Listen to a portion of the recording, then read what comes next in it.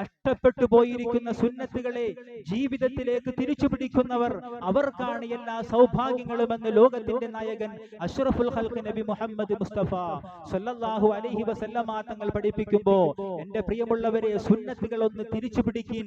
നമുക്ക് സുന്നത്തുകൾ ഒന്ന് തിരിച്ചു പിടിച്ചെങ്കിൽ മാത്രമേ നമുക്ക് ജീവിത വിജയത്തിലേക്ക് നമുക്ക് കടന്നു കയറാൻ കഴിയുകയുള്ളൂ. അള്ളാഹുവിന്റെ ഹബീബ് നബി മുഹമ്മദ് മുസ്തഫ സല്ലല്ലാഹു അലൈഹി വസല്ലമ തങ്ങൾ ആ 23 വർഷക്കാലം കൊണ്ട് സഹാബത്തിലൂടെ, താബിഈങ്ങളിലൂടെ, തബഉ താബിഈങ്ങളിലൂടെ ഈ ലോകത്തിന് പഠിപ്പിച്ചു കൊടുത്തിട്ടുള്ള ജീവിത ഉപാധികളുണ്ട്, ജീവിത ക്രമങ്ങളുണ്ട്. ആ ജീവിത ക്രമങ്ങൾ നമ്മുടെ ജീവിതത്തിലേക്ക് നമ്മളൊന്ന് തിരിച്ചു പിടിച്ചു കൊണ്ടുപോവുകയാണെങ്കിൽ ഇൻഷാ അല്ലാഹ് നമുക്കാണ് എല്ലാ സൗഭാഗ്യങ്ങളുമെന്ന് ലോകത്തിന്റെ നായകൻ അഷ്റഫുൽ ഖൽഖ് നബി മുഹമ്മദ് മുസ്തഫ സല്ലല്ലാഹു അലൈഹി വസല്ലമ തങ്ങൾ പഠിപ്പിക്കുമ്പോ, എന്റെ പ്രിയമുള്ള പിതാക്കന്മാരെ, ആ മുഖത്തൊക്കെ രോമങ്ങൾ അങ്ങോട്ടൊന്ന് വളർന്നിറങ്ങട്ടെ, ആ രോമങ്ങളൊന്ന് വളർന്നിറങ്ങട്ടെ.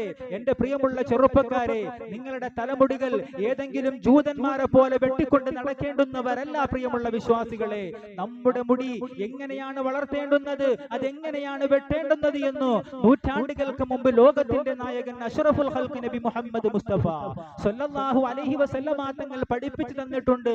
ഏതെങ്കിലും സിനിമാ നടന്മാര് ഏതെങ്കിലും കോലത്തിൽ വെട്ടുന്നത് കണ്ടിട്ട് മുടി വെട്ടേണ്ടുന്നവരല്ല എന്റെ പ്രിയപ്പെട്ട ചെറുപ്പക്കാരെ. നിങ്ങൾ ഏതെങ്കിലും സിനിമാ നടന്മാര് ഏതെങ്കിലും രീതിയിലുള്ള വസ്ത്രം ധരിക്കുന്നത് കൊണ്ട് വസ്ത്രം ധരിക്കേണ്ടവരല്ല.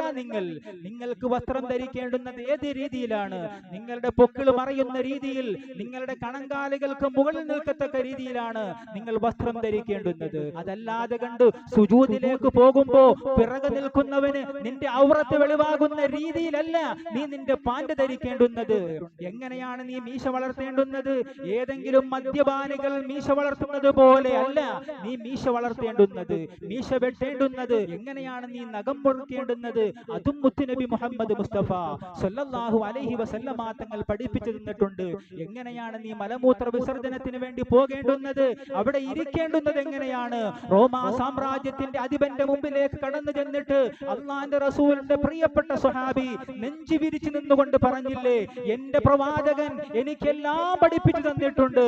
എത്രത്തോളം എന്ന് വെച്ചാൽ മലമൂത്ര വിസർജനത്തിന് വേണ്ടി കടന്നു പോകുമ്പോ അവിടെ ചെന്നിട്ട് എങ്ങനെ ഇരിക്കണമെന്ന് പോലും എന്റെ പ്രവാചകൻ മുഹമ്മദ് മുസ്തഫ സല്ലല്ലാഹു അലൈഹി വസല്ലമ തങ്ങൾ പഠിപ്പിച്ചു തന്നിട്ടുണ്ട് എന്ന് പറയുമ്പോ എന്തേ സഹോദരങ്ങളെ, നമുക്ക് മാത്രം എന്തേ അതിലൊരു അഭിമാനക്ഷതം എന്തേ?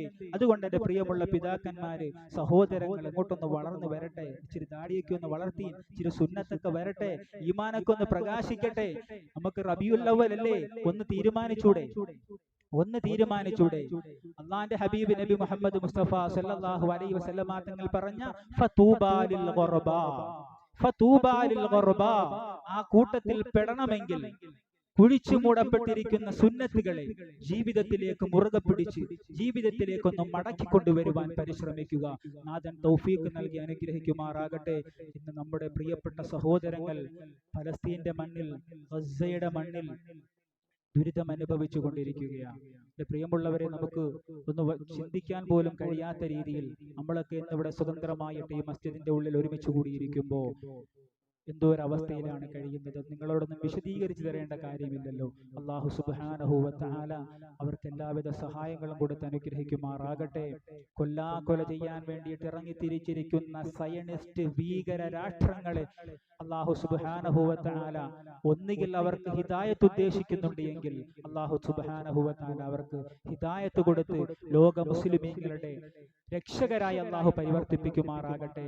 അതല്ല അല്ലാഹു സുബ്ഹാനഹു വ തആല മറ്റൊന്നാണ് ഉദ്ദേശിക്കുന്നത് എങ്കിൽ കഅബാലയത്തെ തകർക്കാൻ വന്ന അബ്രഹത്തിനെയും സംഘത്തെയും തകർത്ത് തരിപ്പണമാക്കിയതുപോലെ, ചവച്ചരയ്ക്കപ്പെട്ട വൈക്കോൽ ചണ്ടികളാക്കി മാറ്റിയതുപോലെ അല്ലാഹു സുബ്ഹാനഹു വ തആല ഈ ഭീകര രാഷ്ട്രങ്ങളെയും അല്ലാഹു പാഠം പഠിപ്പിക്കുമാറാകട്ടെ.